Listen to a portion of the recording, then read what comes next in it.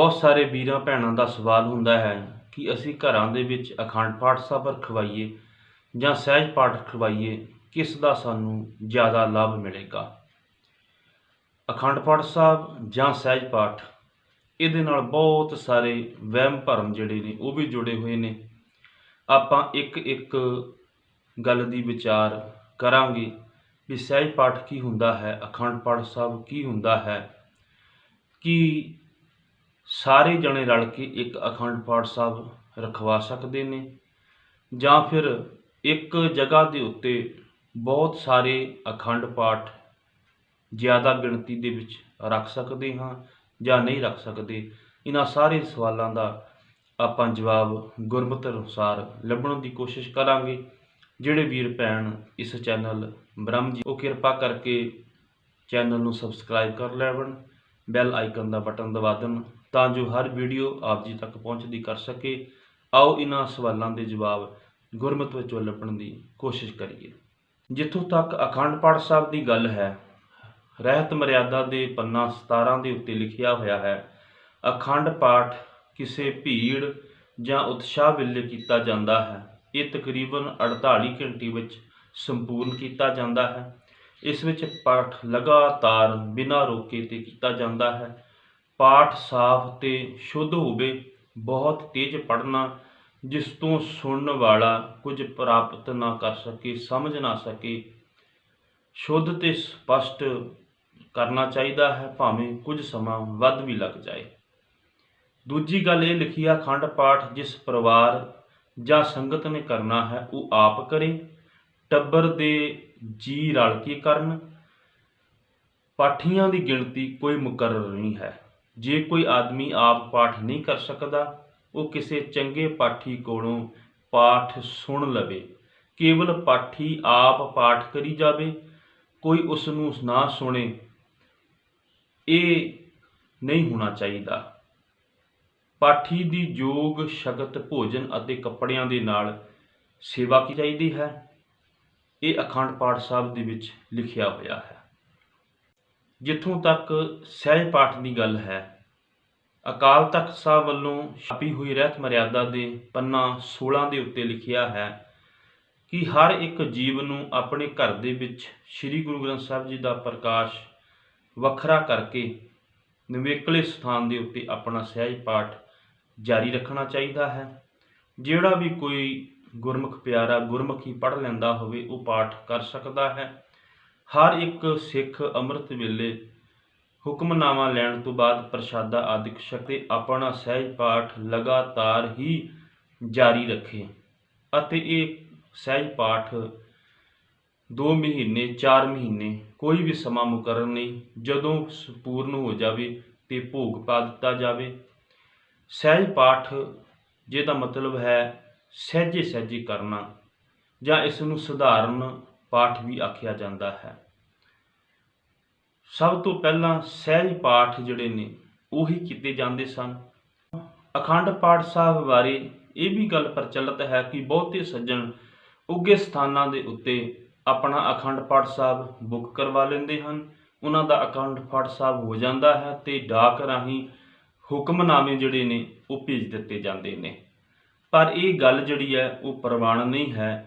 ਗੁਰਦੁਆਰਾ ਪ੍ਰਬੰਧਕ committee ਵੱਲੋਂ ਇਸ ਦੇ ਵੀ ਉੱਤੇ ਫੈਸਲਾ ਕੀਤਾ ਗਿਆ। 27 ਮਈ 1997 ਨੂੰ ਇੱਕ ਪੱਤਰ ਲਿਖ ਕੇ ਗੁਰਦੁਆਰਿਆਂ ਦੇ ਮੈਨੇਜਰ ਕਮੇਟੀਆਂ ਨੂੰ ਇਹ ਸੂਚਿਤ ਕੀਤਾ ਗਿਆ ਵੀ ਅਖੰਡ ਪਾਠ ਸਾਹਿਬ ਜਿਹੜੇ ਨੇ ਉਹ ਇੱਕ ਸਮੇਂ ਦੇ ਉੱਤੇ ਇੱਕ ਹੀ ਰੱਖਿਆ ਜਾਵੇ, ਭਾਵ ਇੱਕ ਕਮਰੇ ਦੇ ਵਿੱਚ ਇੱਕੋ ਹੀ ਅਖੰਡ ਪਾਠ ਸਾਹਿਬ ਜਿਹੜਾ ਹੈ ਉਹ ਰੱਖਿਆ ਜਾਵੇ।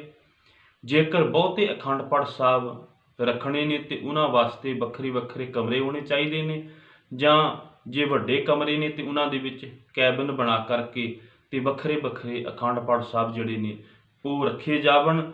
ਅਤੇ ਇਸ ਮਦ ਨੂੰ ਵੀ ਵਿਚਾਰਿਆ ਗਿਆ ਕਿਉਂਕਿ ਸਿੰਘ ਸਭਾ ਨਰੋਬੀ ਵੱਲੋਂ ਇੱਕ ਸਵਾਲ ਗੁਰਦੁਆਰਾ ਪ੍ਰਬੰਧਕ ਕਮੇਟੀ ਨੂੰ ਪੁੱਛਿਆ ਗਿਆ, ਜਿਸ ਦੇ ਤਹਿਤ ਧਾਰਮਿਕ ਸਲਾਹਕਾਰ ਕਮੇਟੀ ਦੀ ਇਕੱਤਰਤਾ 30 ਮਈ 1943 ਨੂੰ ਹੋਈ ਸੀ, ਜਿਹਦੇ ਵਿੱਚ ਇਹ ਵਿਚਾਰਿਆ ਗਿਆ ਸੀ ਤੇ ਪ੍ਰਵਾਨ ਕੀਤਾ ਗਿਆ ਸੀਗਾ ਵੀ ਬਹੁਤੇ ਜਿਹੜੇ ਪ੍ਰੇਮੀ ਨੇ ਉਹ ਜੇਕਰ ਅਖੰਡ ਪਾਠ ਸਾਹਿਬ ਇਕੱਠੇ ਹੋ ਕਰਕੇ ਕਰਵਾਉਣਾ ਚਾਹੁਣ ਤੇ ਕੀ ਉਹ ਇੱਕ ਅਖੰਡ ਪਾਠ ਬਹੁਤੇ ਸੱਜਣ ਕਰਾ ਸਕਦੇ ਨੇ। ਤੇ ਉੱਥੇ ਵਿੱਚ ਪ੍ਰਵਾਨਗੀ ਦਿੱਤੀ ਗਈ ਵੀ ਹਾਂ, ਇਹ ਸੰਗਤ ਦੀ ਮਨਸਾ ਦੇ ਉੱਤੇ, ਆਪਣੇ ਮਨ ਦੇ ਵਿਚਾਰਾਂ ਦੇ ਉੱਤੇ ਨਿਰਭਰ ਕਰਦਾ ਹੈ ਵੀ ਬਹੁਤੇ ਸੱਜਣ ਇੱਕ ਅਖੰਡ ਪਾਠ ਸਾਹਿਬ ਇੱਕ ਜਗ੍ਹਾ ਦੇ ਉੱਤੇ ਕਰਵਾ ਸਕਦੇ ਨੇ। ਜਿੱਥੋਂ ਤੱਕ ਅਖੰਡ ਪਾਠ ਸਾਹਿਬ ਦੀ ਆਰੰਭਤਾ ਦੀ ਗੱਲ ਹੈ ਤੇ ਭਾਈ ਕਾਹਨ ਸਿੰਘ ਨਾਭਾ ਜੀ ਗੁਰਮਤਿ ਮਾਰਤੰਡ ਵਿੱਚ ਲਿਖਦੇ ਹਨ ਕਿ ਕਈ ਪ੍ਰੇਮੀ ਆਪ ਬਾਣੀ ਪੜ੍ਹਨ ਦੀ ਥਾਂ ਕਿਸੇ ਦੇ ਕੋਲੋਂ ਪਾਠ ਭੇਟਾ ਦੇ ਕਰਕੇ ਕਰਵਾਉਂਦੇ ਹਨ ਤੇ ਡਾਕ ਰਾਹੀਂ ਉਹਦਾ ਮਹਾਤਮ ਜਿਹੜਾ ਹੈ ਉਹ ਖਰੀਦ ਲੈਂਦੇ ਹਨ। ਅਜਿਹੇ ਰਸਮੀ ਪਾਠਾਂ ਦਾ ਧਨ ਖਰਚਣ ਦੀ ਥਾਂ ਦੇ ਉੱਤੇ ਵਿਦਿਆ ਦੇ ਪ੍ਰਚਾਰ ਵਾਸਤੇ ਉਦਮ ਕਰਨੇ ਚਾਹੀਦੇ ਹਨ। ਅਨੇਕਾਂ ਬੋਲੀਆਂ ਦੇ ਵਿੱਚ ਗੁਰਬਾਣੀ ਦਾ ਉਲੱਥਾ ਕਰਕੇ ਸਤਿਗੁਰੂ ਗੁਰੂ ਨਾਨਕ ਸਾਹਿਬ ਦਾ ਉਪਦੇਸ਼ ਘਰ ਘਰ ਤੱਕ ਪਹੁੰਚਾਉਣਾ ਚਾਹੀਦਾ ਹੈ। ਜਿੱਥੋਂ ਤੱਕ ਅਖੰਡ ਪਾਠ ਸਾਹਿਬ ਦੀ ਪਰੰਪਰਾ ਦਾ ਸੰਬੰਧ ਹੈ, ਭਗਵਾਨਾਂ ਦੀ ਇਹ ਰਾਏ ਹੈ ਕਿ ਗੁਰੂ ਕਾਲ ਦੇ ਅੰਦਰ ਅਖੰਡ ਪਾਠ ਸਾਹਿਬ ਦੀ ਕੋਈ ਪਰੰਪਰਾ ਨਹੀਂ ਸੀ ਅਤੇ ਨਾ ਹੀ ਕਦੀ ਕੋਈ ਅਖੰਡ ਪਾਠ ਸਾਹਿਬ ਹੋਇਆ। ਸਿੱਖ ਪੰਥ ਦੇ ਮਹਾਨ ਵਿਦਵਾਨ ਤੇ ਇਤਿਹਾਸਕਾਰ ਡਾਕਟਰ ਗੰਡਾ ਸਿੰਘ ਲਿਖਦੇ ਹਨ, ਅਖੰਡ ਪਾਠ ਸਾਹਿਬ ਇੱਕ ਥੋਥੀ ਰਸਮ ਬਣ ਗਈ ਹੈ, ਜੋ ਦਿਨ ਰਾਤ ਲਗਾਤਾਰ ਹੋਵੇ ਉਸ ਨੂੰ ਕੋਈ ਨਾ ਸੁਣੇ। ਅਜਿਹੀ ਰਸਮ ਪਾਠ ਨੂੰ ਗੁਰੂ ਗ੍ਰੰਥ ਸਾਹਿਬ ਜੀ ਕੋਈ ਪ੍ਰਵਾਨਗੀ ਨਹੀਂ ਦਿੰਦੇ। ਸ੍ਰੀ ਗੁਰੂ ਗੋਬਿੰਦ ਸਿੰਘ ਮਹਾਰਾਜ ਜੀ ਦੇ ਜੋਤੀ ਜੋਤ ਸਮਾਉਣ ਤੋਂ ਅੱਧੀ ਸਦੀ ਬਾਅਦ ਇਹ ਕਾਢ ਜਿਹੜੀ ਸੀ ਉਹ ਪ੍ਰਚਲਿਤ ਹੋਈ। ਜਦੋਂ ਗੁਰੂ ਕੇ ਸਿੱਖ ਜੰਗਲਾਂ ਦੇ ਵਿੱਚ ਰਹਿੰਦੇ ਸਨ ਤੇ ਮੌਤ ਦੇ ਨਾਲ ਜੂਝ ਰਹੇ ਸਨ, ਉਸ ਵਕਤ ਉਹ ਇਕੱਠੇ ਹੋ ਕੇ ਇਸ ਭੀੜਾ ਦੇ ਵਕਤ ਲਗਾਤਾਰ ਪਾਠ ਕਰਦੇ ਸਨ ਤੇ ਉਸ ਨੂੰ ਅਖੰਡ ਪਾਠ ਸਾਹਿਬ ਜਿਹੜਾ ਸੀ ਉਹ ਕਿਹਾ ਜਾਣਾ ਸ਼ੁਰੂ ਕਰ ਦਿੱਤਾ।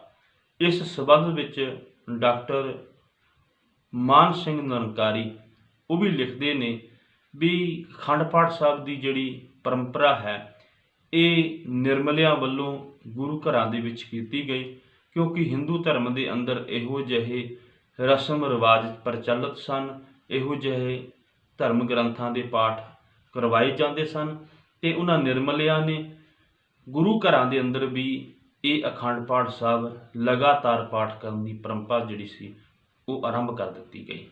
ਜਿੱਥੋਂ ਤੱਕ ਇਹ ਸਵਾਲ ਹੈ ਵੀ ਘਰਾਂ ਦੇ ਵਿੱਚ ਅਖੰਡ ਪਾਠ ਸਾਹਿਬ ਰਖਵਾਈਏ ਜਾਂ ਸਹਿਜ ਪਾਠ ਰਖਵਾਈਏ, ਕਿਹਦਾ ਲਾਭ ਕਿੰਨਾ ਮਿਲੇਗਾ ਜਾਂ ਨਹੀਂ ਮਿਲੇਗਾ, ਸਮੁੱਚੀ ਵਿਚਾਰ ਤੋਂ ਇਹ ਗੱਲ ਸਪਸ਼ਟ ਹੋ ਜਾਂਦੀ ਹੈ ਵੀ ਅਸੀਂ ਘਰਾਂ ਦੇ ਵਿੱਚ ਭਾਵੇਂ ਅਖੰਡ ਪਾਠ ਸਾਹਿਬ ਰਖਵਾਈਏ ਤੇ ਭਾਵੇਂ ਸਧਾਰਨ ਪਾਠ ਜਿਹਨੂੰ ਸਹਿਜ ਪਾਠ ਕਹਿੰਦੇ ਨੇ ਉਹ ਰਖਵਾਈਏ, ਜਿੰਨੀ ਦੇਰ ਤੱਕ ਅਸੀਂ ਪਾਠ ਨੂੰ ਸੁਣਦੇ ਨਹੀਂ। ਸਭ ਤੋਂ ਵਧੀਆ ਗੱਲ ਇਹ ਹੈ ਜੇ ਅਸੀਂ ਗੁਰਮੁਖੀ ਪੜ੍ਹ ਲੈਂਦੇ ਹਾਂ ਤੇ ਸਾਨੂੰ ਸਹਿਜ ਪਾਠ ਆਪ ਕਰਨਾ ਚਾਹੀਦਾ ਹੈ। ਪਰ ਜੇਕਰ ਅਸੀਂ ਨਹੀਂ ਕਰ ਸਕਦੇ ਤੇ ਯੋਗ ਪਾਠੀ ਦੇ ਕੋਲੋਂ ਪਾਠ ਨੂੰ ਆਪਾਂ ਜ਼ਰੂਰ ਸੁਣੀਏ। ਜੇ ਆਪਾਂ ਸੁਣਦੇ ਨਹੀਂ ਹੈ ਪਾਠ ਤੇ ਖਿਆਲ ਕਰਨਾ ਫਿਰ ਉਹ ਸਹਿਜ ਪਾਠ ਦਾ ਸਾਨੂੰ ਕੋਈ ਲਾਭ ਨਹੀਂ ਹੋਣਾ, ਕਿਉਂਕਿ ਬਾਣੀ ਪੜ੍ਹਨ ਦੇ ਨਾਲ, ਵਿਚਾਰਨ ਦੇ ਨਾਲ ਤੇ ਫਿਰ ਉਸ ਬਾਣੀ ਦੇ ਅਨੁਸਾਰ ਆਪਣੇ ਜੀਵਨ ਨੂੰ ਬਣਾਉਣ ਦੇ ਨਾਲ ਫਿਰ ਹੀ ਸਾਨੂੰ ਇਸ ਦਾ ਲਾਭ ਹੋਵੇਗਾ। ਵਰਨਾ ਪਾਠੀ ਸਿੰਘ ਪਾਠ ਕਰਕੇ ਚਲਾ ਜਾਵੇਗਾ, ਉਹਦਾ ਪਰਿਵਾਰ ਨੂੰ ਕੋਈ ਲਾਭ ਜਿਹੜਾ ਹੈ ਉਹ ਨਹੀਂ ਜੇ ਮਿਲੇਗਾ।